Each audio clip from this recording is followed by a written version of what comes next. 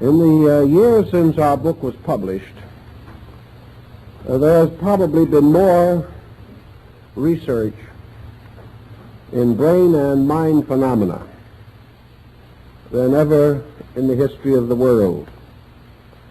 Yet going over this material, at least in summary, it is noticeable that very few really new conclusions have been reached. We know much more about the functional manifestation of mental energy than ever before.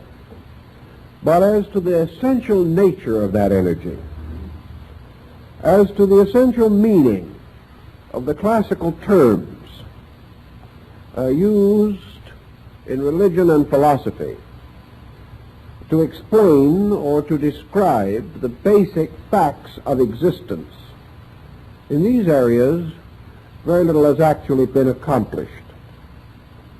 I note one rather interesting trend that perhaps is worth mentioning.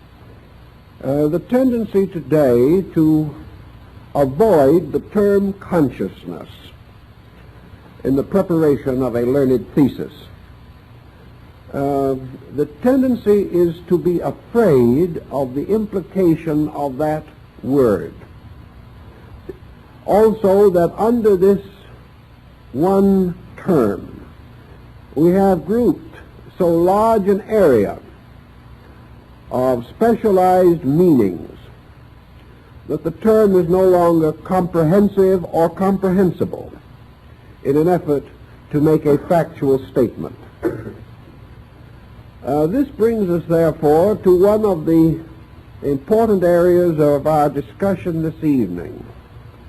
We are dealing with two chapters of our book relating to the brain and also relating to the symbolism that has survived for us concerning the power of the release of the consciousness at death. So let us try to be somewhat orderly and pay tribute where we can to modern form and modern usage, and begin with a study of consciousness. Now, it is obvious that this is a highly controversial field, and we have no intentions of being dogmatic. Yet in all controversy, the various aspects of a problem must be presented. We use the term consciousness in philosophy particularly to represent a very abstract principle, a principle of universal awareness, a universal state of which things have some nature of and in themselves, from which they are able to gradually evolve faculties and powers involving discrimination, thought, reflection, and memory. That these must exist as seed principles cannot be denied, because we are able to observe the consequences of the growth of these seeds in the development of organized forms of life. We are aware, for example, of the existence of a vast archetypal pattern in the universe. This archetypal pattern indicates a plan or a purpose, and to plan and to purpose, these are aspects of the works of consciousness. Plans do not arise in the absence of cognitional principles. That which has no existence of itself cannot plan the existence of any other thing. Thus we come to a classical point as quickly as we can, namely that there exists everywhere in space, substance, and essence a universal animating power. that this animating power possesses among its attributes awareness and self-awareness. Awareness may be like the warm glow of a sunrise. Self-awareness, the light of the risen sun itself. We have every reason to suspect, and even science does not dare to erase this probability. We have every reason to suspect that the root of what we call consciousness is present in every molecular unit, in every cell, in every electron, and in modern terms, in every atom. That this atom, this unit, contains the potential power of awareness, and that what we commonly term the growth or unfoldment of life is made possible primarily through the continuous release of awareness in things. Thus, as surely as man grows by the unfoldments of faculties and powers, so all these faculties and powers are dependent upon the presence of a suitable energy to sustain them, to vitalize them, to ensoul them with its own interior awareness power. We may liken our problem somewhat to the mystery of a telephone. The establishment of the phones and the wiring will not result in the possibility of communication unless an energy is also given to those wires by which they become capable of transmission. Thus, that energy must be present in practically all phenomenal activity of the universe. This energy, in various levels and in various ways, supports function, makes function possible and real, and supplies to every structural unit in nature an enlivening power. What is this power? Perhaps it is more convenient for us to attempt to note its existence first in this way. This existence can be bestowed, and it apparently can be removed or withdrawn. The state of life seems to reveal to us the presence of this inner awareness energy. The loss of life, the condition of death, seems to reveal to us the departure or the cessation of this energy. Science would be the last to assume that energy is destructible. Therefore, what we would term death cannot be regarded as a destruction of energy. And by extension, we have a strong case in the favor of the fact that death cannot be regarded as an extinction of consciousness. Death, however, is a phenomenon involved in the relationship between consciousness and a medium of manifestation. Obviously, consciousness can fail to animate a form. And when energy involving consciousness totally departs from a form, that form disintegrates. And all of its activities upon the level of our consciousness will cease. Thus we have an energy or a form of life which by its presence activates all of the composite nature of a being, and by its absence or removal causes the end of such activation, leaving that body or form inanimate, or reducing it to forms of activity far lower than that with which we are concerned in the study of consciousness. We must, however, be immediately aware that our term consciousness, involving the principle of energy, must be universal, everywhere present, and therefore can be understood as being present in forms of life lower than those of the human being as we know him. This brings us then to the next important problem. In man, we have what we call the brain. The question as to the relationship between the brain and consciousness has been a moot one for thousands of years.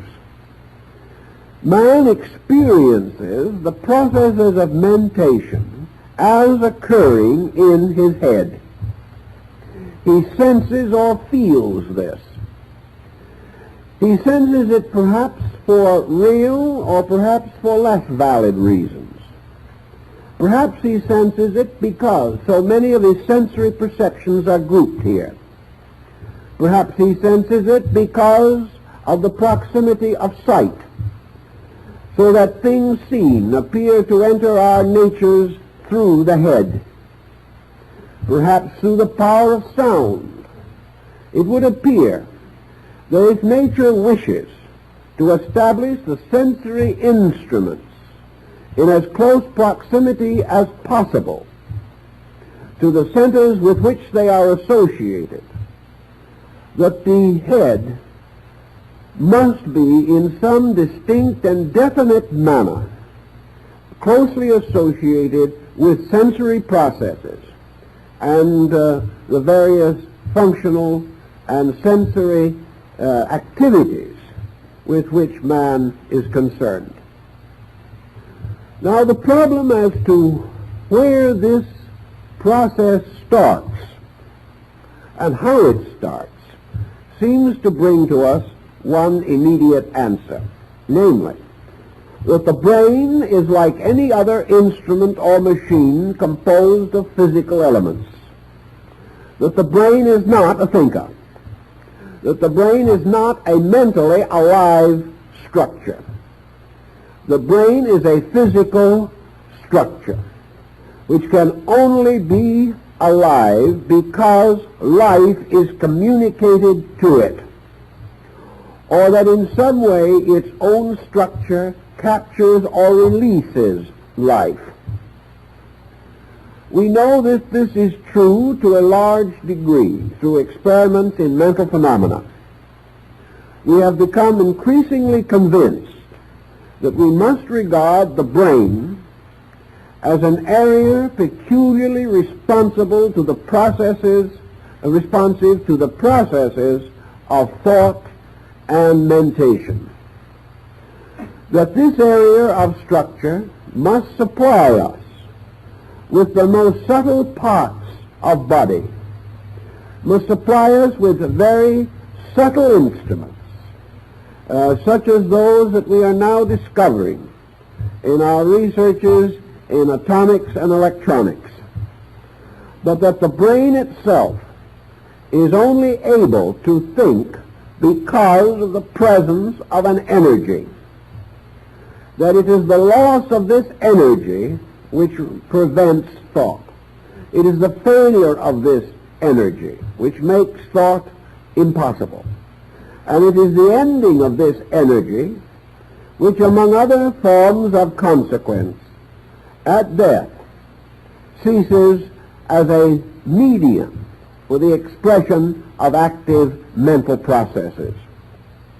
So we have brain, and we have energy. And now we have to find out, if we can, the relationship between energy and brain. This causes us to come into consideration of a classical term, which perhaps we need at this time, and that is mind. What is the relationship between brain and mind? What is the relationship between mind and energy?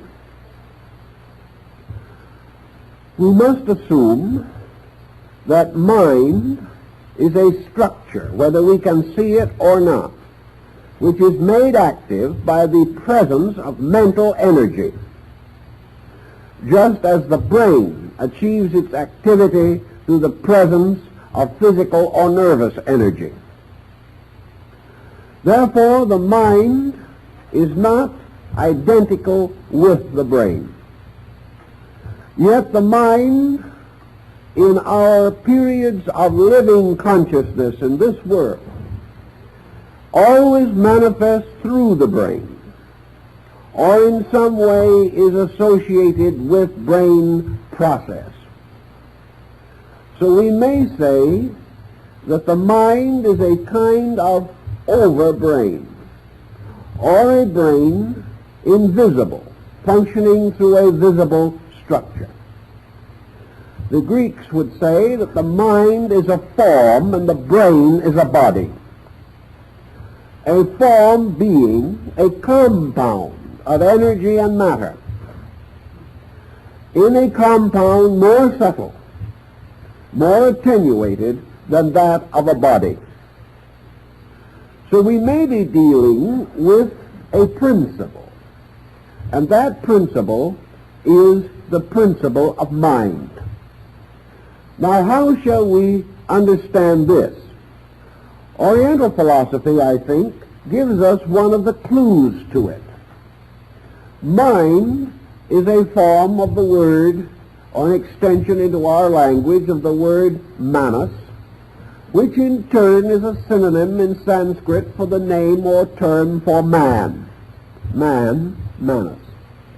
Therefore, the mind is a human instrument, peculiar and natural to that degree of evolutionary process which we call human. Mind is therefore a kind of body, invisible, but essentially rooted to the humanity of man. And this mind becomes, so to say, the overself, the archetypal being. And according to most systems of philosophy that believe in the survival of an intelligent entity after death, it is this mental entity which survives. And it is the belief in many philosophical systems that the mental entity is the superior entity, and at least relatively speaking, the true entity. And that therefore this entity, by union with body, causes mental activity to be released through brain. This mental activity, as the term implies, includes the activity principle itself. Therefore, a mind is also a vitalized area. It is a subtle structure sustained by energy, even as the brain is a grosser structure, also sustained by energy. Now, it is reasonable and not difficult to recognize that there must be, and always have been, degrees of relationships between various life forms in nature. We cannot assume the existence of space and then of man. Man must be bound to space by certain bonds and ties. Space, moving in upon man, must achieve union with man by means of a series of emanational forms or structures. Thus, between two very different forms of life, there must be intermediate forms, forms which partake of one or the other to some degree, but make of their own natures bridges across which energies can move. Pure energy, therefore, striking the brain of man, might keep this brain alive, but would not bestow upon this brain any mental processes. It is therefore essential that consciousness or life or energy moving into the brain structure of man must first pass through a mental conditioning, and that it is this mental structure which finally forms the tie between energy and brain. Therefore, mind is mentally conditioned energy. It is energy which has evolved into a mental integration. It is energy in its aspect of thought. And it is furthermore energy which, as thought, has created an instrument for its own expression, an invisible but real instrument, the instrument we know as mind. If this is then a reasonable assumption, we can then explain or understand how mind, overshadowing brain, can cause brain to become an instrument for the release of mental processes. Now, in this procedure of mental process, what is mind, essentially? Is mind the same as consciousness? No. Mind is very obviously and definitely conditioned. Mind is not pure consciousness, nor is it pure life in any form. Mind is already life reduced to a mental equation, functioning as a mental energy in an instrument suitable for such specialization of cosmic life power itself.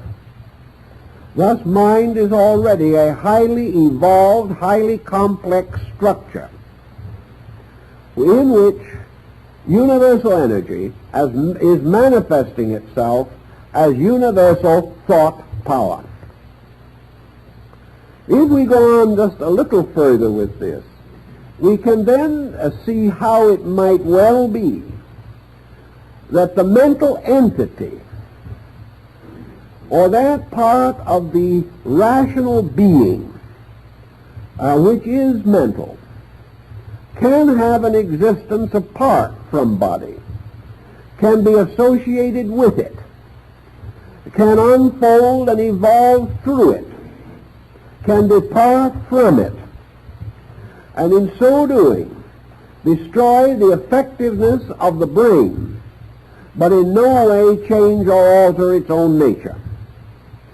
Thus we come to a point which is gaining greater favor every day in scientific circles, namely that it is possible for a thought substance to exist apart from a material substance.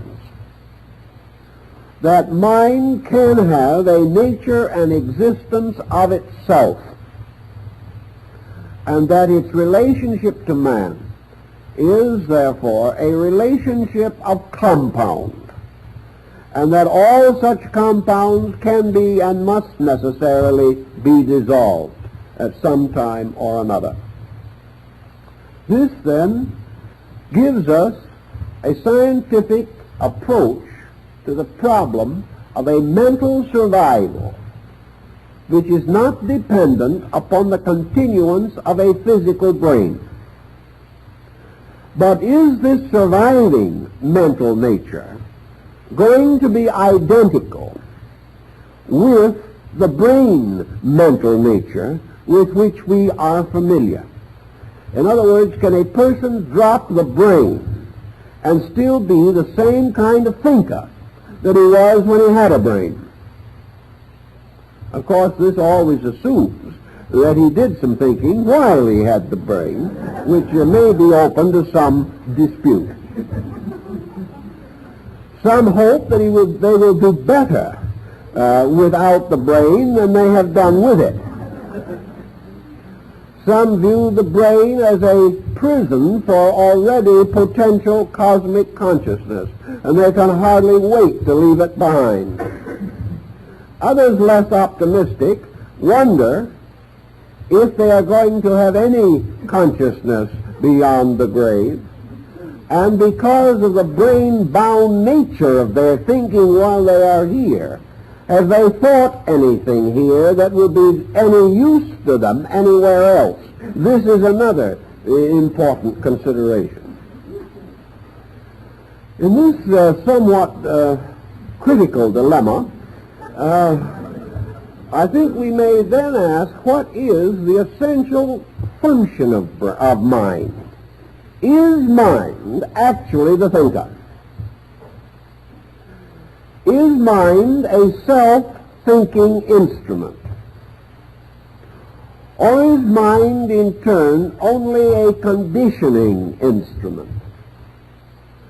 Let us assume something which science thinks is rather good these days, namely that the brain finds itself extended throughout the entire physical body as the nervous system, that the nervous system is merely an extension of the brain, that theoretically, therefore, wherever there is a nerve filament, some form of brain function can be present.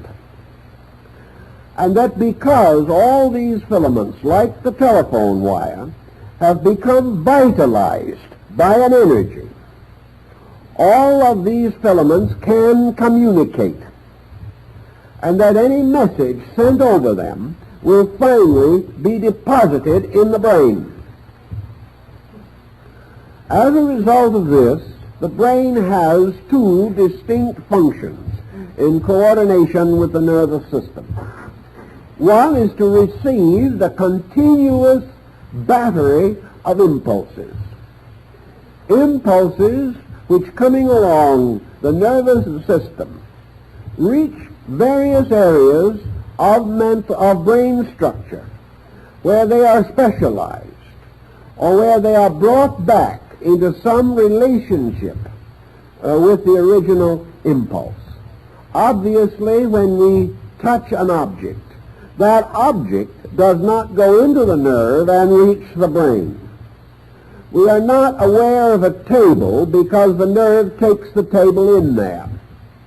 We are aware of it because a series of impulses, much like the grooves of a recording, create a vibratory process which can be reassembled in the brain to reconstruct the table or any other object under consideration. Thus, there is constantly flowing into the brain the almost continuous battery of impulses, of things picked up or recorded by all parts of the nervous system. And for that matter, these impulses can be picked up by a process of induction, so that the object does not entirely have to even touch a nerve for the impression of that object to be recorded in the brain. This situation then is paralleled by the fact that through the nervous system, the brain is continually exercising executive control over function. By means of the brain, the hand obeys the thought. By means of the various centers in the brain, the body becomes a kind of instrument under the continuous control of a central coordinator. This causes us to then try to decide the nature of consciousness in a little different way. Not having any good definition at hand, we suddenly discover we need two. That one will not even do it, because we have two distinct processes under consideration. We have consciousness as vitalizer, which is probably its essential basic nature. Then we have consciousness as interpreter, or consciousness making things knowable or understandable. And these are entirely different processes. Therefore, we must assume that we are dealing with a kind of consciousness that is universal, and which we experience only as the total fact of existence. Then we are dealing with a conditioned consciousness, which we experience in the terms of knowing and self-knowing. The generalized type of consciousness makes us alive. The more specialized type permits us to go to school and learn. And these two are not the same. One is a very much specialized and limited aspect of the other. The universal consciousness has infinite functions, uncountable and unknowable propensities, whereas personal consciousness is extremely limited, and as far as its own abilities are concerned, reflects from universal consciousness little more than energization or the power of its own existence. The rest is comparatively a result of lesser function. The brain, being as it were the gateway to the mind, becomes the intricate machinery by means of which sensation, recorded by the peripheral nervous system and the sensory structure, sensation is carried into the brain field, and here a series of processes begin which end in the individual experiencing certain reactions, certain inevitable processes. Thus, objective consciousness is the consciousness of the power to experience, the consciousness of the power to be aware of certain particular special happenings. All of these happenings within the field of awareness provided by the nervous system of the physical body. In speaking of consciousness, therefore, Buddha rather pessimistically describes what we call consciousness as nothing more nor less than the alchemical product of sensation. That the individual's mental life as we know it, his attitudes on all things, his feelings, his impressions, his convictions, his emotions, his thoughts, his reflexes, are all of them simply the byproducts of sensation entering the brain and finally coming into a state of coordination because of the existence of an invisible coordinator called mind. The mind is therefore the coordinator of sensation. The brain is the instrument for the recording of sensation. But the brain of itself cannot coordinate anything, any more than one of these elaborate human or rather mechanical brains that we have devised lately can in any way rationalize or be reasonable. Their function is left entirely to such processes as can be mechanically achieved. These may in turn or in time produce patterns that are highly indicative of facts, but unless man comes in and interprets the machine to his own purposes, its statistics are of comparatively no value. Certainly they are of no value to the machine itself. Therefore, in this process, man plays the coordinator, and the machine plays the brain. This is perhaps as close to it as we can come in a common everyday analogy. Considering this process, then, we may say that what we call consciousness is a result of sensation entering in, being coordinated, and in the process of coordination, being transformed from a series of impulses to a kind of compound idea or attitude. This attitude, in turn, moving back out through the nervous system, becomes the guide of conduct. Thus the individual, from his sensations, creates his attitudes, and by his attitudes he directs his life. The attitudes with which he directs life, in their turn, bring him into contact with new and different patterns of sensation. These, in turn, are carried back into the brain, arranged by the coordinator, and released as modifications of conduct. All this process summing itself up in a simple statement of an individual: that is the way I thought it was yesterday. Today I have changed my mind. The only reason why we change the mind is because through the sensations and through the coordinating power of the brain, some new circumstance has been brought to our awareness, a circumstance which requires a modification of our previous state of awareness.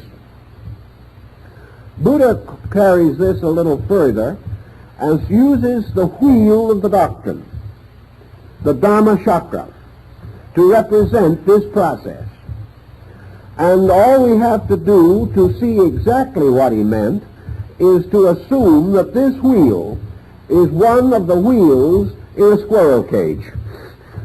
That actually we continue to run and run and run, and the wheel turns and we stay where we are. This process, this cycle between the acceptance of sensation and the release of attitude, which in turn causing new sensational evidence, causes again modification of attitude. This process is the area in which the average individual's so-called alleged consciousness is locked. When he says, "This I believe," he is speaking only from this sequence of sensation producing in its turn modification of the previous evidences of itself. When the individual says, "This I am," his so-called I amness is merely the calculated conclusion of his mental coordinator concerning himself. It has nothing to do with that which is not to be sensed, examined, explored, or interpreted by this coordinator. Man looks into a mirror, sees his own likeness, and says, "Obviously, here I am." This is considered to be direct thinking. But the only reason he is able to say, "Here I am," is that a series of sensory testimonies have been carried to the brain. Cut these testimonies off so that the individual is aware neither of the mirror nor of himself. And he cannot arrive at this conclusion any more than a person born totally blind can ever arrive at true color consciousness. It is only because of the faculties we possess and their use according to the laws governing these faculties themselves that we are able to come to certain definite conclusions about our own existence, the existence of other things, the past from which we came, the present in which we now live, and the future which we hope for. These things all exist because of the continuous cyclic interplay of sensation and rationalization through mental alchemy. If this be more or less reasonable, and there is much evidence to sustain it, particularly in the field of abnormal psychology, man remains today what he has always been, a being who does not know himself, who has no way of actually becoming aware of his own true nature. Because it is obvious that this true nature cannot be fully comprehended on the basis of the sensory cycle.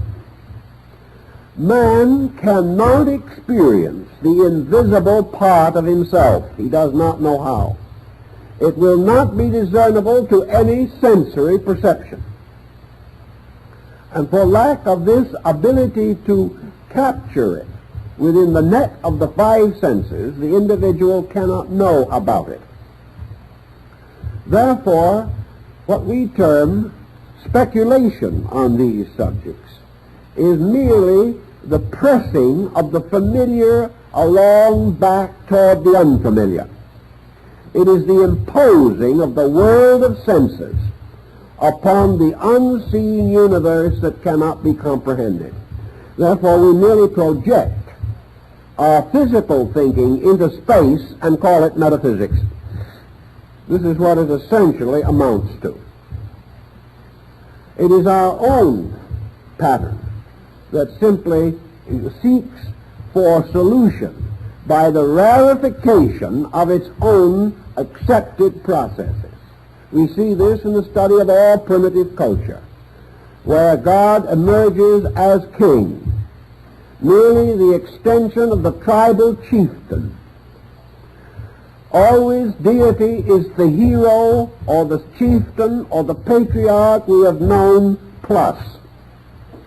And this plus is achieved in art by putting a halo around his head. It's the best we can do with it. But when we put the halo around his head, we tell everyone the explanation of the halo, and it becomes a word. And this word says, I am not human. I am superior to that which is human. Thus we put wings on angels, not because we've ever seen any with real feathers, but because we wish it to be known that we are not dealing with literal human beings. And not knowing how to draw an angel in proper person, we draw the most attractive human being that we can, and then make it an angel by the adding of wings, much as the Mayas made a verb out of a noun by also adding a wing to signify energy. So we are pushing these sensory conclusions backward, and we are trying continuously to penetrate the unknown by the brute force and awkwardness of sensory intensity. But we are blocked for the reason that the mental coordinator cannot coordinate that which the senses do not bring in. The mental coordinator has no existence apart from the process of coordination itself. So we experience it because we use it. If it was not used, it would vanish from our awareness and we would not know that it exists. Thus we have now the brain, and we recognize the tremendous mystery of this structure. We realize that in many respects it is one of our most valuable possessions. It is an instrument created almost like a television or a radio, by means of which we can tune in the processes of mental energy by which man is able to solemnly and seriously declare that he is a thinking being. This thinking being the executive leadership of the mind over the testimonies of the sensory perceptions. Facts, therefore, as we think of them scientifically, are bound very closely to sensory perceptions. The scientist doubts that which the physical faculties cannot sustain, and as far as he can go, he uses them. Where he cannot use these, he uses the scientific processes of mathematics to substitute symbols for facts. and to call upon the highest available resources of the mental coordinator. If this thinking has some value in principle, and it seems to come the nearest to any solution that we know, we can then say, what is the pure nature of mind itself, as separated from brain? If the individual is to step out of the brain, what happens to him? The first thing that must inevitably happen, of course, is that any form of sensation dependent upon the brain and the nervous system must be blocked or cut off. The individual is no longer, therefore, able to experience this mysterious cycle of the Dharma chakra. He is no longer able to defend his sensations with his mental coordinator or express his mental coordination through his sensory functions.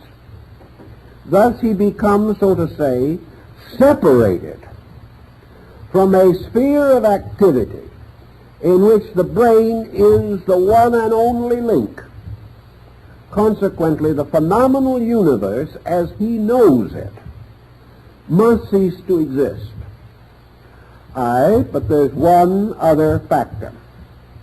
And that other factor is that among the mental coordinating factors that have been brought out by this process through evolution is a power of retention.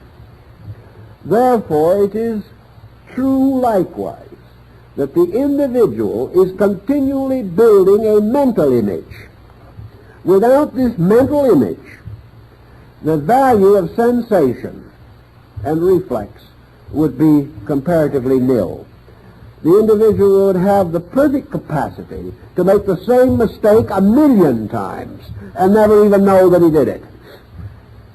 It is only by use of the retentive faculty that thoughts remind us of previous experiences, or previous experiences are retained to become, in a sense, censors over new testimony.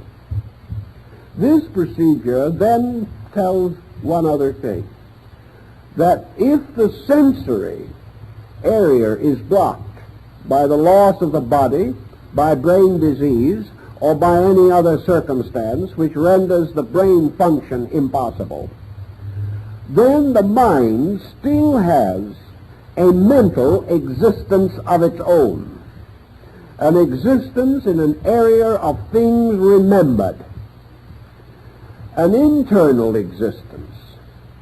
Now, as far as that is concerned, would such an internal existence be any different as far as the mental pattern is concerned than it would be if we still had the brain and the sensory function here? Actually, the world around us does not enter into us. The world around us simply becomes the basis of these experiences, which, carried along the lines of the sensory perceptions, become organized in the mind into images, ideas, and patterns. Consequently, the power of the mind to image is not destroyed by the loss of the body.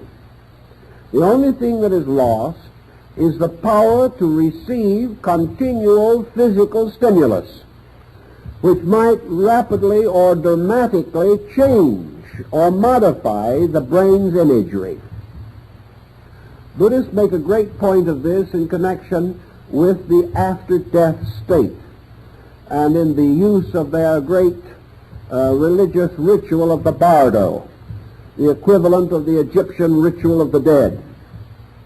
The concept here being that the mind can retain the imagery of its own processes and will retain the estate which it has achieved by the interpretation of sensory phenomena, and that this will continue and will survive and will ultimately be capable of informing a new body.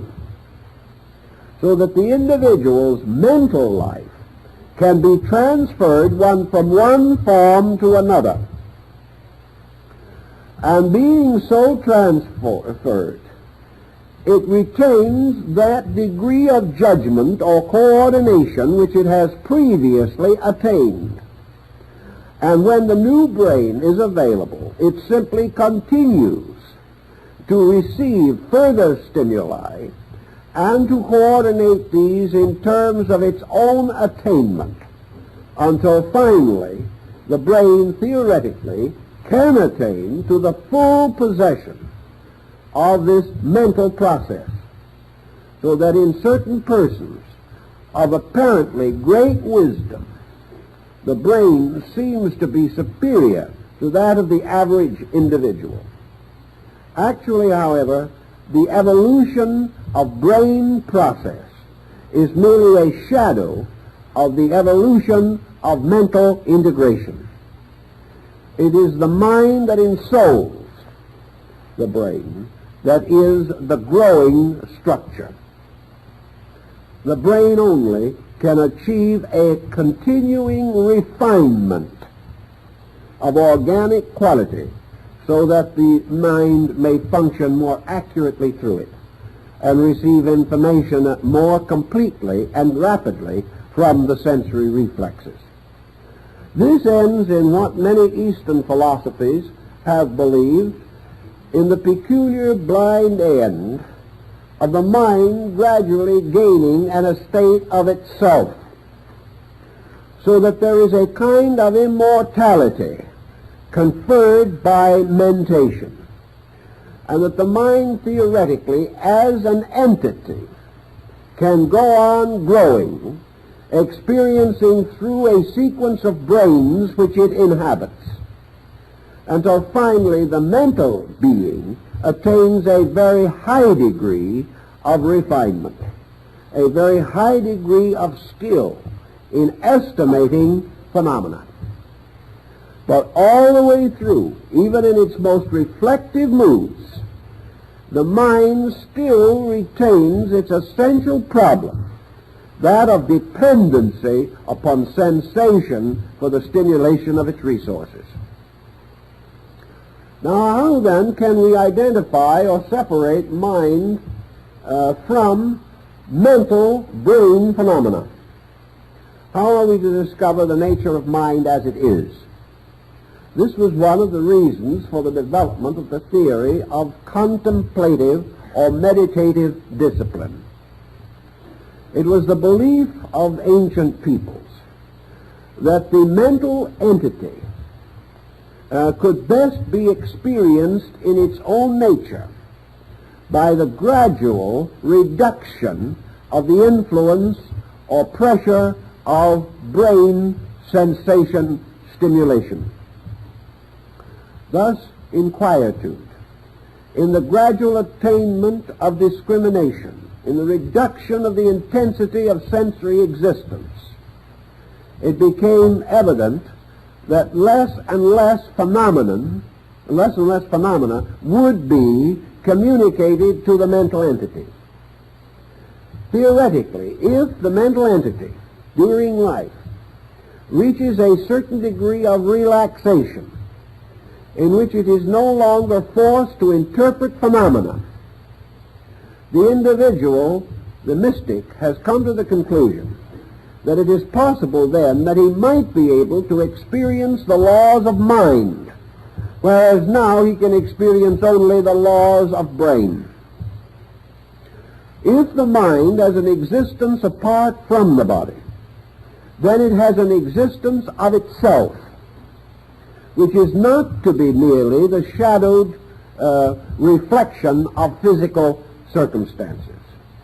And the mind, having its own mental life, can produce a kind of mentation in which the laws of mind, the laws of the mental state of knowing, which are best expressed in the concept of reason or the concept of true judgment or the concept of abstract creative mentation, these processes come to the individual who is able to break the continual tyranny of sensation, which, bombarding the mental equipment all the time, forbids the mind to express its own nature, but permits it only to express the reflex of our own purposes.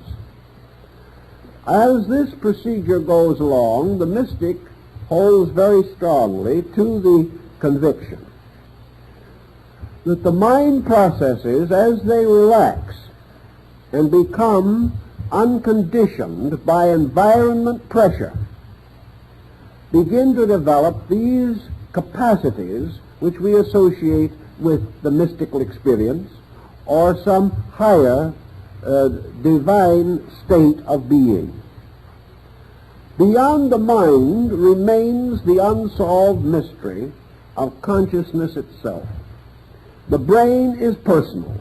The mind is individual. Consciousness is universal. And the bridge between mind as universal and consciousness is as yet extremely dim to us, although it seems that at certain times a flash of pure consciousness does become available. More likely, however, it is still conditioned, but being better than we have previously had, seems as though it is pure divinity itself. Consciousness in Eastern philosophy is the exact opposite of consciousness as we know it objectively. Therefore, in terms of the experience sensation processes of brain and mind, true consciousness is conceived of only as a vacuum, only as that which is not mentation, that which is not brain or sensation reflex. If we want to study this matter further, we can gain a great deal of consolation, as I have noted in the book, from the study of various parallel systems of world religion and philosophy. The world has always recognized that in some way the brain had to do with the great processes of manifestation. The great triad in the body of man, corresponding to the three persons of the Godhead, was the heart, the brain, and the reproductive system. These represented the three great life centers, without which the function of the human being would be impossible. It was the opinion of the ancients that what we term now as energy or pure life has its polarization in the human heart, and that from this polarization the energy is communicated to the brain by which it is activated. Therefore, that the source, the dynamo, the reservoir of energy in man is brought in and manifested through the heart center. That this in turn is then distributed throughout the body, and a specialized aspect of it becomes polarized in the brain, and the other or negative aspect becomes polarized in the reproduction of the species. This balance of energy would then cause us to assume that if we could go deeper than the brain in search of a center for consciousness, that we would turn and must turn to the heart. That the heart, therefore, lies behind the manifestation of energy which we know as brain mental energy. If, therefore, a superior nature possesses the brain with its mind, it possesses the heart with its consciousness. And the heart is to the consciousness what the brain is to the mind. This consciousness the ancients called spirit, and they therefore assumed that the spirit had its abode in the heart, the soul, which included the entire psychic nature, in the brain,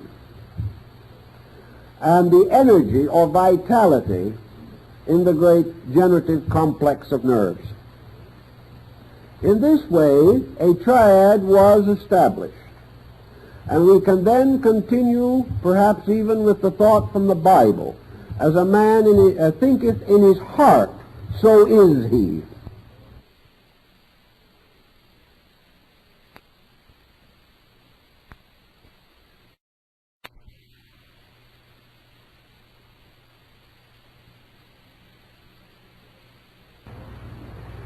That behind mind is this heart complex, through which the consciousness of a being manifests and becomes the total possessor of body, and as the complete autocrat, then permits the polarization of its own purpose in the brain as the mental focus. Now it is reasonably obvious that during the processes of life, the brain is active. That this activity has what we have suggested as this kind of round-robin process. This process of the wheel turning. And then we come to the problem of how the mind is associated with the brain. Does the mind impose itself completely on the brain? Does the mind envelop the brain? Does the mind hide itself in certain cells of the brain? Is the mind lurking in the mysterious ventricular openings of the brain? This was the more common thought of the ancient. He held definitely that the most attenuated part of the brain must be the part which links it to the next superior and still more attenuated energy. Therefore, that in all probabilities there might be within the brain itself no cell, no physical unit, which could be appropriately used as a pole for the mental principle. If, therefore, there is any, the ancients made a rather subtle use of the old story of the tabernacle in the wilderness, in which they divided the wanderers' temple of the Jewish tribes in the wilderness into its three parts: the court, the holy place, and the Holy of Holies, declaring these three parts to represent, in a sense, the parts of man's body. That within the body itself, within the area of the body, there were two principal rooms. The holy place, which was the body as an instrument, and the Holy of Holies, which was the cranium, or the skull. And that this was, as the Greeks said, attached to the body by an isthmus called the neck. I think that's a rather nice way of saying it. An isthmus. We all know how it would sound if someone said, well, I have a pain in the isthmus. It might also be a good way of putting a certain well-known phrase in case you are having social difficulties. In any event, within the Holy of Holies was the Ark of the Covenant. The Ark of the Covenant consisted of these two cherubs kneeling upon the surface of a great chest-like box. The cherubs faced each other, and their wings met overhead.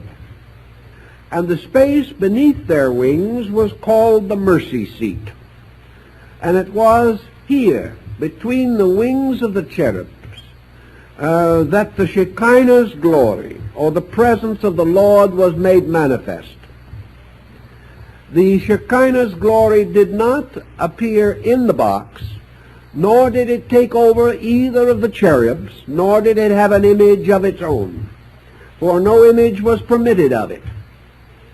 It appeared in a space between these cherubs, whose meeting wings above resemble very closely the structure of the two hemispheres of the forebrain. Within this space, inside the brain, overshadowed by these two great brain lobes, is a series of ventricles, of which perhaps the most commonly referred to and best known is the third ventricle. It is in this ventricular space also that we find the location of the two great ductless glands of the brain, the pineal and the pituitary body. In the ancient beliefs, Albertus Magnus held this opinion, so did the great artist Leonardo da Vinci.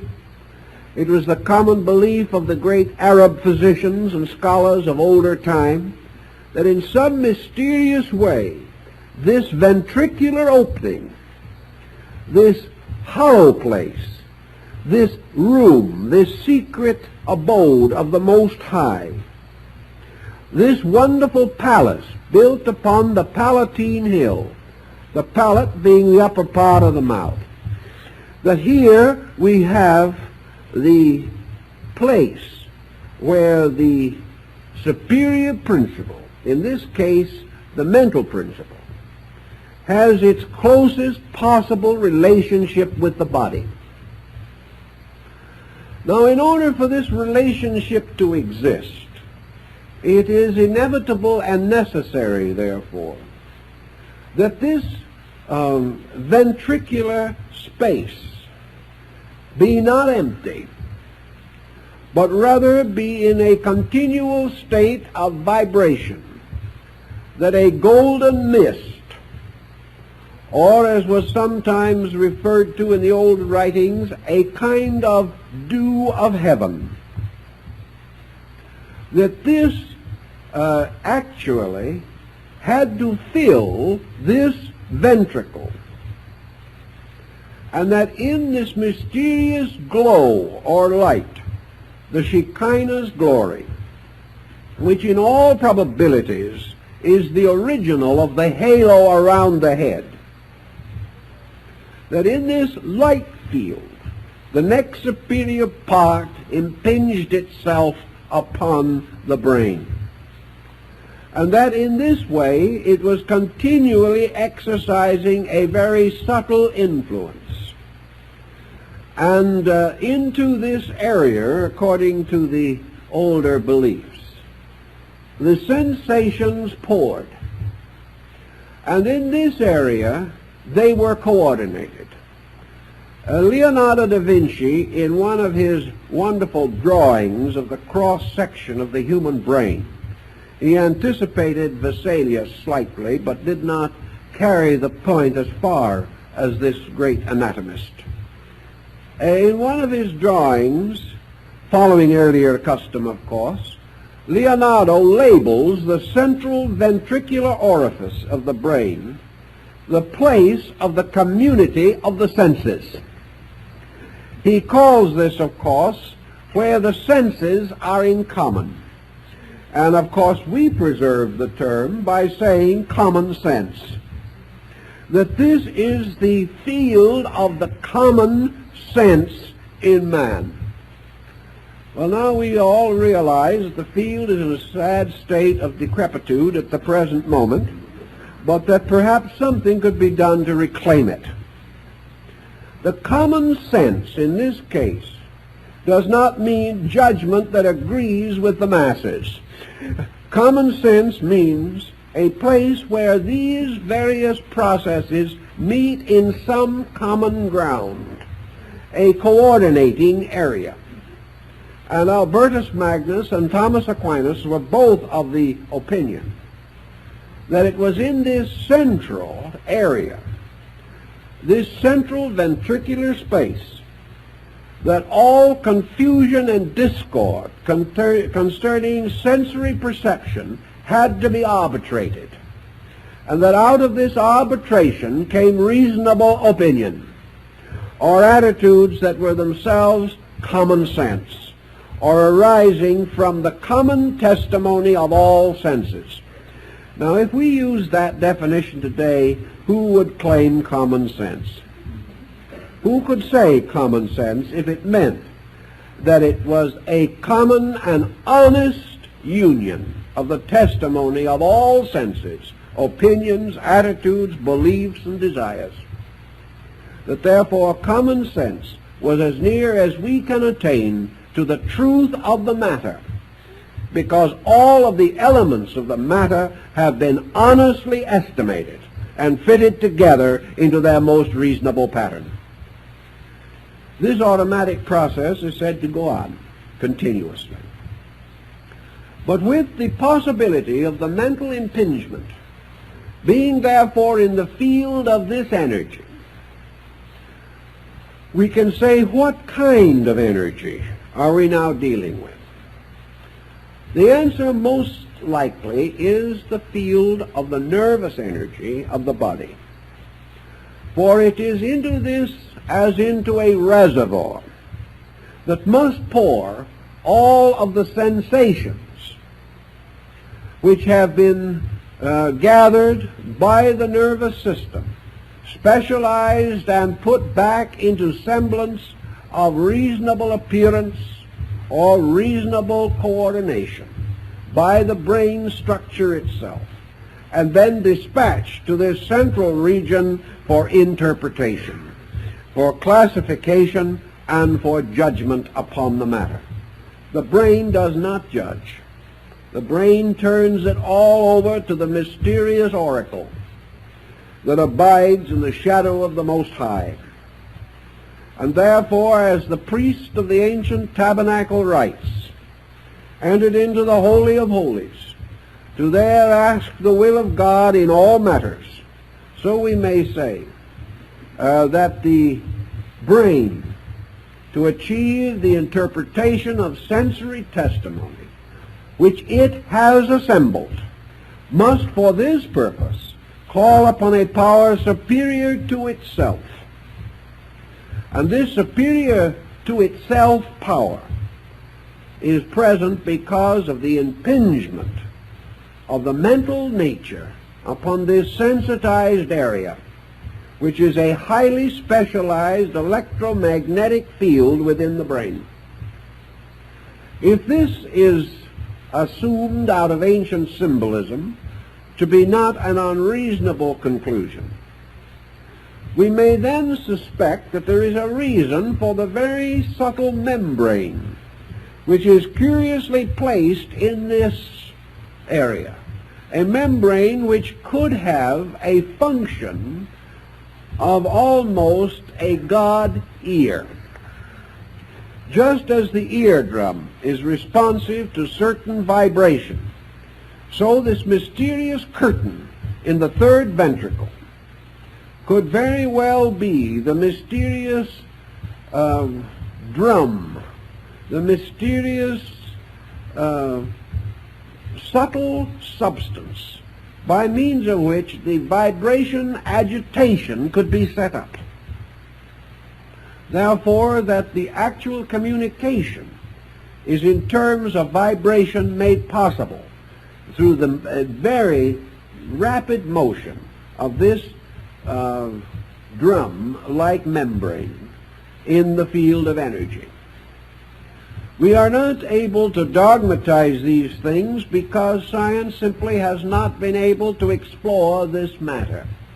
But it would follow immediately that if this field is composed of this rarefied form of energy distilled from the nerve processes of the body, and therefore carrying in it, as in the air a radio program is carried, the various testimonies set up by sensory perception, it would then, of course, immediately follow that if for any reason this magnetic field of body energy is cut off, that immediately the available energy in this glandular field or in this ventricular field would also be cut off.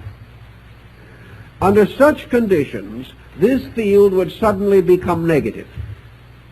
It would simply no longer be a field of energy. It would become a vacuum.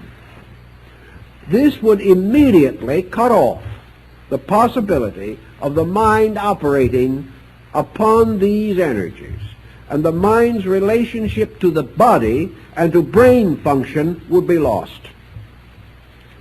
Also, it is quite obvious that at death, all such energy fields would cease as far as the body is concerned. Consequently, the moment these energies ceased, there could no longer be a rational connection between the mind and the brain field. The mind would not necessarily have to depart anywhere, any more than it would be necessary for the broadcasting station to move every time we wanted to turn off a program. The power to turn off and on the program rests with the person. But when the vibratory polarities, which make possible the tuning in of the program, are broken or lost, then the program simply ceases to exist as far as that particular instrument is concerned. As this is a living program, as this is a program of energy in function, it would inevitably follow also that under these circumstances, mental processes could not survive anything which damages the magnetic field in the brain or any process relating to it. What happens if this energy field becomes comparatively free from all impulse impact? Let us assume, for example, what happens in sleep. Here we have a very good example of our problem.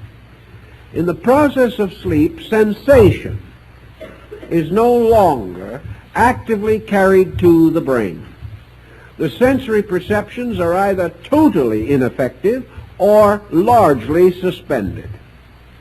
Consequently, all of the 5 sensory testimonies upon which we depend for awareness itself, not only awareness of meaning, but awareness of object, these have been suspended.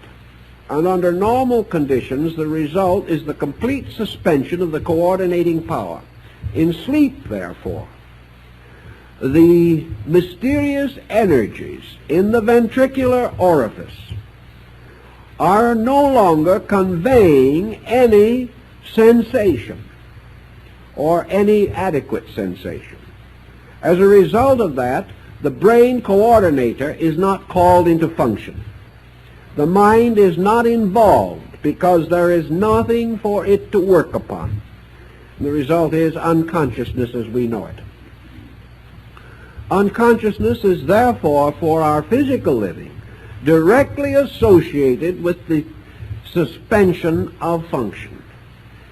If we suspend the 5 senses, we are asleep, which means we are unaware of anything. Thus, that which we call brain awareness comes from the outside, not from the inside. For we have no way of assuming or suspecting that mind sleeps. For it is said in the Scripture, the God of Israel neither slumbers nor sleeps. And that is the same power that was between the wings of the cherub. What happens, however, is that mind, separated from the pressure of brain stimulus, simply returns to its own native state. And that native state cannot be consciously experienced by the brain. This then leads us to the problem of the release of the psychic life from the body, part of which I think we've already clarified in the process of going along, but which we want to try to fit now into a more condensed picture. According to most of the ancient thinkers, and most of our Eastern thinkers also, what we call objective or human physical consciousness awareness is essentially distributed throughout the body and throughout all areas nourished by the nervous system. It therefore means that essentially man's physical body is physically conscious in all its parts. Part of this consciousness, however, is not understandable or acceptable by man, inasmuch as the gamut of human interpretation is limited. And as man ascends the ladder of evolutionary mental specialization, he must leave off one by one the lower rungs. He can no longer share in the consciousness of the primordial atom. He can no longer actually share in the consciousness of the evolving creatures through whose life principles he himself has passed, because he cannot again escape from the actual boundaries of his processes. And man is man. Therefore, his consciousness is involved in the relationship between his brain and a mental energy or a mental being of human estate. Therefore, he cannot escape from this area of consciousness. It would naturally follow, therefore, that man's body might be conscious in all its parts, but man have only a general consciousness of his body. He is aware of it, but he certainly cannot experience any longer the frustrations and neuroses of single cells. They are no longer available to his awareness, but we have no reason to doubt that any cell in the body of man can suffer, because the way we treat the body is enough to be very discouraging even to the best adjusted cell. In any purpose, however, of the moment, the ancients held that in the process of death, energies were not lost, but that the energies of the body slowly moved backward along the nerve threads. And as the nerve threads lost their energization and all the processes of circulation ceased, the first parts of the body to disintegrate would be the extremities, or those areas furthest from the life center. Finally, all of these energies would converge toward the heart. And in the heart, they would build themselves a kind of sanctuary in what the old Buddhist councils called the Septapana cavern, or the cave of 7 rooms, which is the heart. After the coordination of these processes within the heart structure itself, the processes of death then consisted of the motion of the heart center, which in this case represents the polar focus of the conscious being itself. That this heart center then moved up the pneumogastric nerve into the brain, and that in the brain it then gathered up all of the energies and resources of the mental life, continuing on its journey, passing out at the rear top of the skull into the atmosphere of space from which it came. And researchers have indicated that the body may show warmth at the crown of the head after it is not to be found elsewhere. And of course the tonsure, or the shaving of the head, the mysterious ornaments and decorations worn by priests of antiquity, the ornaments and symbols associated with death, as for example down in our own Southwest, the placing of an inverted bowl over the head at the time of burial, but always with a small hole knocked in the bottom of the bowl so that the soul could escape. These symbols seem to go back to archetypal convictions. Once the body has proven that it can no longer sustain the consciousness or is no longer able to function adequately, the processes of deterioration in the body close in upon the functioning of these areas or fields. And as a result, these fields cease to animate. And as soon as the energy in these fields ceases, the superphysical principle can no longer retain relationship with the body to which it was previously connected. Therefore, it is actually the body that closes the door. It is the body which no longer provides these fields or these areas. And the principles operating on the body or through the body or in the body gather themselves into their own sources and gradually depart. In departing, we simply mean that they cease to have conscious connection with the body. The body is then no longer theirs. It no longer is aware of them. And in only by interior imagery is it or the consciousness aware of the body. Although there appears to be some evidence of temporary sympathetic relationships between the magnetic fields and the body. These relationships, however, are normally very brief. The failure of these fields has simply made it impossible for the superior nature, so to say, to continue to impinge upon the body. Therefore, the body is no longer a channel for its energies. And as its own energies are not adequate to maintain it, the body then disintegrates. This means, of course, that in the old philosophies, that the problem of the state of the consciousness, apart from the body, was of supreme symbolic importance. Knowing that such severance must occur, we remember how Buddha in the Dhammapada, or the last great discourse, describes the situation of his own decease, how he achieved the liberation of the superior from the inferior by a conscious process of meditation, that he quietly, gently, and wisely led the mind and the superior parts of the nature out of the body, when the body had become so sickened that it was no longer able to support him.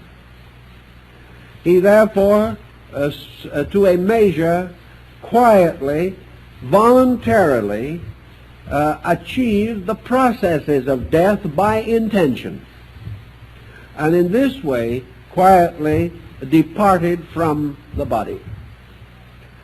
In his departure from the body, he indicated his knowledge of the great Yoga Chakra concept of ancient India, the power to control and direct the various fields of energy and to make possible various stages of specialized relationship between the body, the mind, and the being behind the mind.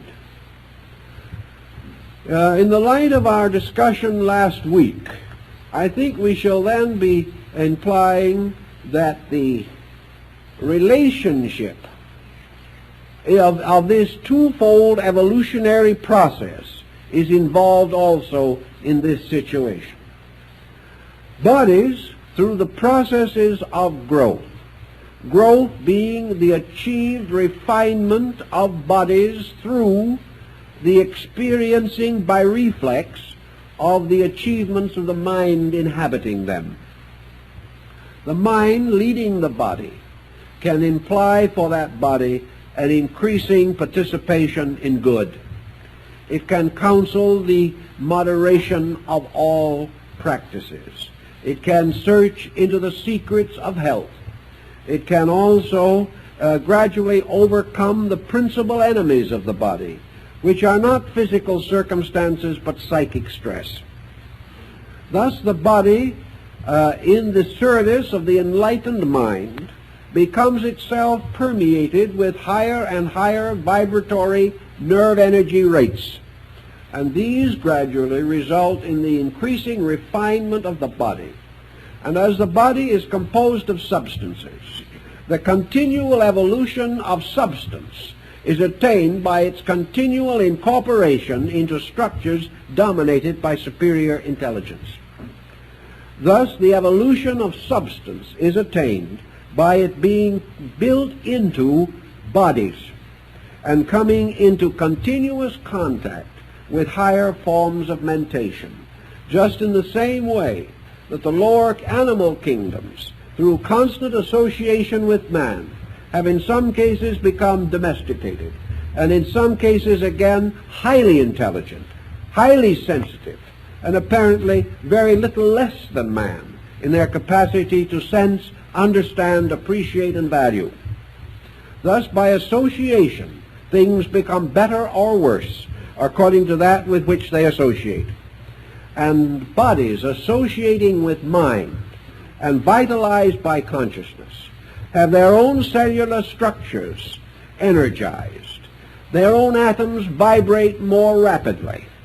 And in this way, the entire mass of substance is gradually refined and therefore capable of providing ever more adequate vehicles or ever better bodies, in the sense that these bodies are more sensitive. Now, the more sensitive the body, the greater the demands upon the regulation of that body. For it is obvious that a more sensitive body, like a more highly bred animal, will be subject to more infirmities, cannot be as easily abused, cannot be neglected without the gravest results.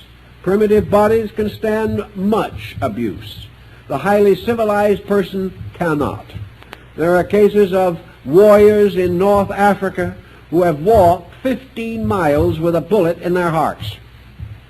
They did not even drop in their tracks. No ordinary Western person could accomplish this phenomenon, due to the much greater psychic and structural sensitivity of our bodies. This means, of course, that the body is more easily sickened, that the relations between mind and body become more subtle, that there is ever greater danger of psychological, emotional, and mental disease, where the principles and laws governing the balance and interrelationship of parts are broken or neglected. Thus, the body in its refinement becomes something that must be watched and guarded with increasing caution. For a body of lower organic quality may recover from psychic hurt in a few hours or feel practically no pain, whereas another person with the same psychic hurt may be damaged for the rest of their lives. This increasing sensitivity is part of the evolution of matter or substance itself, which is merely in reality a lesser degree of energy, or a less evolved degree of energy, which must in turn evolve also, so that the smallest cell in the body becomes the potential universe of the infinite future.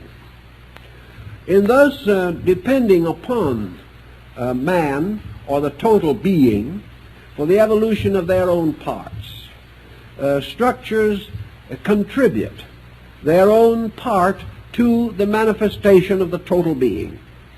This total being is held together archetypally by the pattern of species, the archetype of man being the celebrated Adam Kadmon of the ancient Kabbalistic mysteries. There is, however, a mental archetypal being or person, and there is one of still higher nature. But this evolutionary process from brain, which is the most particular, to mind, which is the most analytical, then goes on beyond this to the mysterious X, which we like to refer to as consciousness, but which we must never confuse with the personal consciousness arising in our brain-mind chemistry. This other consciousness, this consciousness of the other side of existence, referred to in Buddhism as the consciousness of the far shore of life. This we are not able to adequately define. There seems to be no area in our own psychoglandular structure that can tune this in.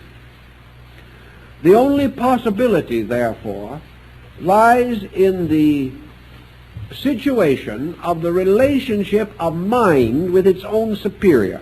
There is no consolation in the relationship between mind and its inferior, the body.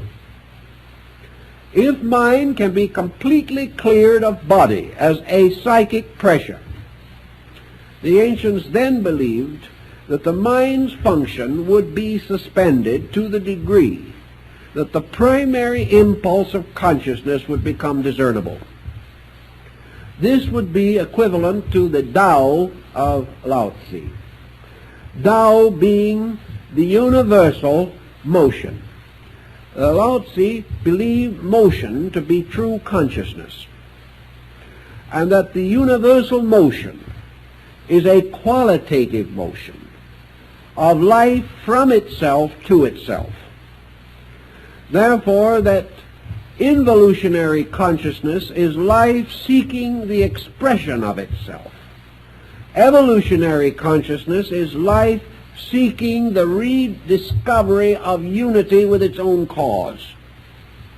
And that consequently, if consciousness has any quality about it, it is a hunger for the complete expression of its own nature. That the end of consciousness is to draw everything back into its own totality, and in so doing to expand its own totality over all things. This is the double process. The process of nature growing up toward totality, and totality moving into nature, producing the two mysterious interlocked figures of the yang and the yin in Chinese symbolism. So these two striving end finally in the re-identification of the consciousness factor per se. What this is, no one has yet been able to define adequately, because it is a consciousness not of this world, or pertaining to conditions in this world, or to the state of man's soul while he is in this world, or to any good or evil that may befall him in this world. The true nature of consciousness apparently is a situation or a condition of total awareness of total self. This is not possible during the conditioned existence in which we live.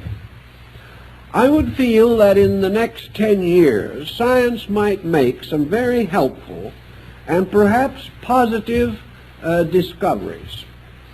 If they would approach certain matters, perhaps first by faculties they least desire to use, and to realize, for example, that in matters pertaining to true mind, science as we know it is inadequate.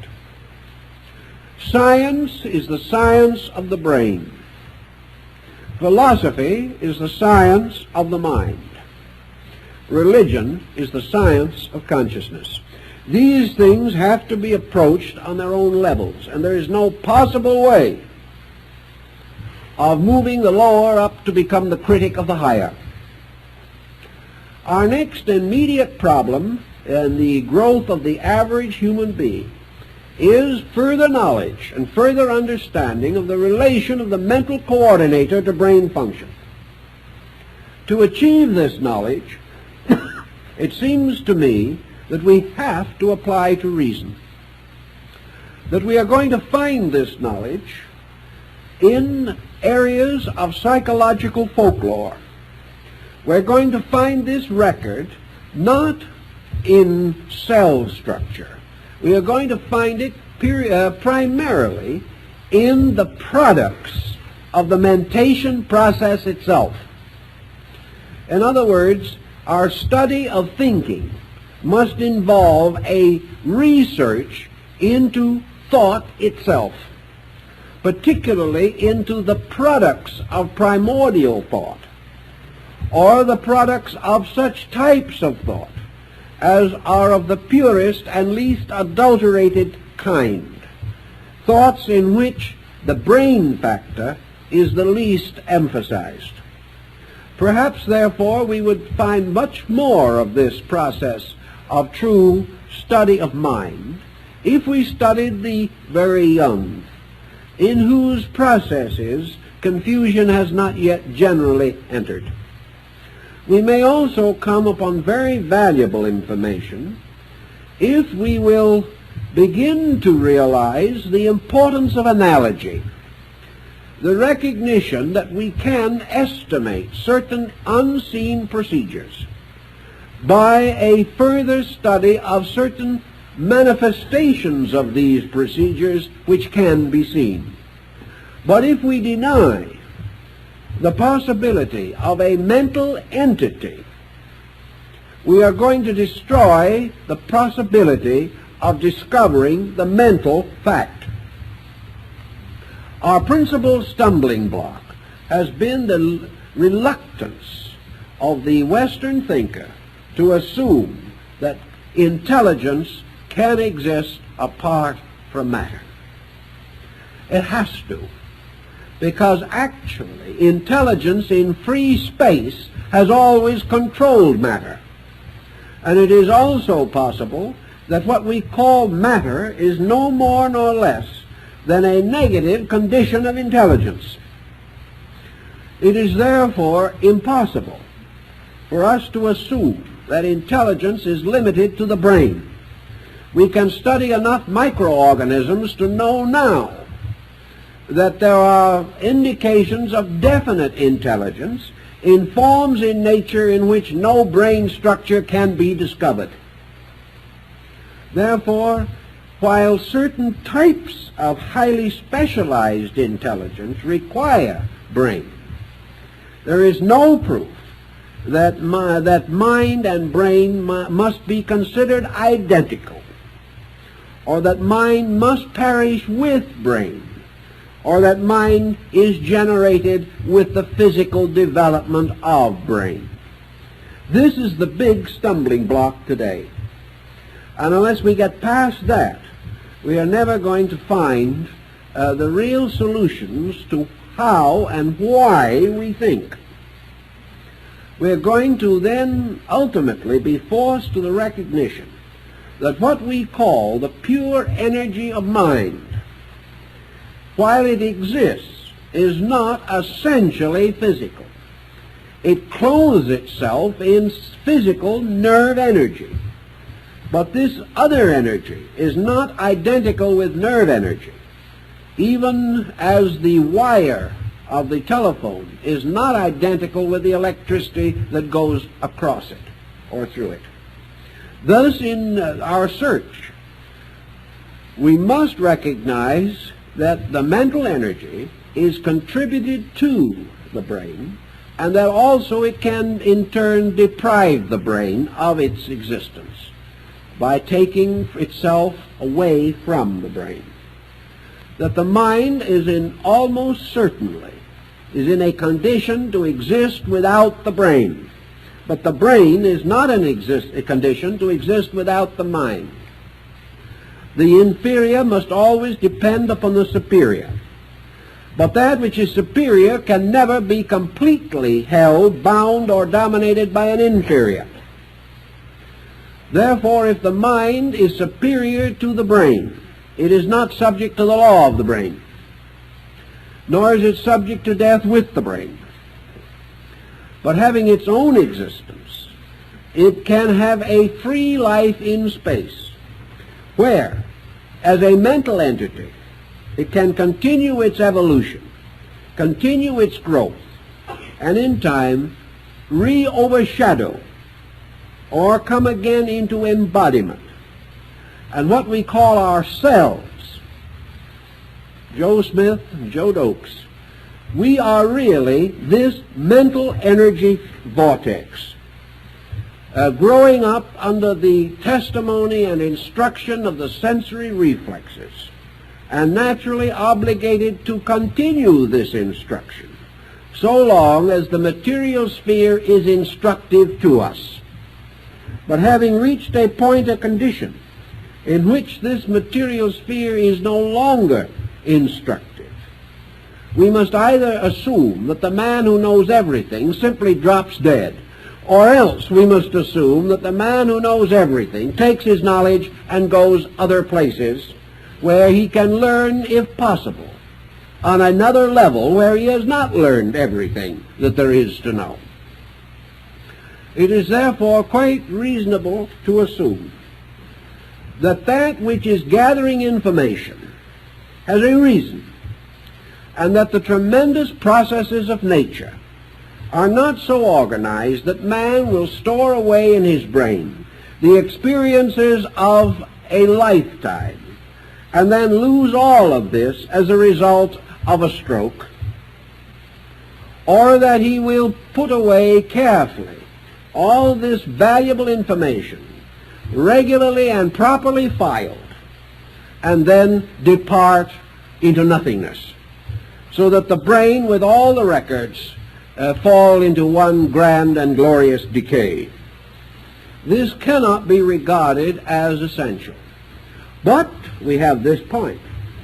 Assuming that the mind does carry these records, is the record of what it does here invaluable to the mind that is not here? I think it is for this reason. If the mind departing from here departed from here to everywhere in one step, then the chances are that this information so carefully garnered would be of no value. But if this mind, having a vast curriculum to achieve, a mind in which there must be periodic re-embodiments in order to attain its ultimate supremacy over the laws and phenomena of the objective universe, if such is the natural plan, and it seems to be, or else there would be no reason for creation whatsoever.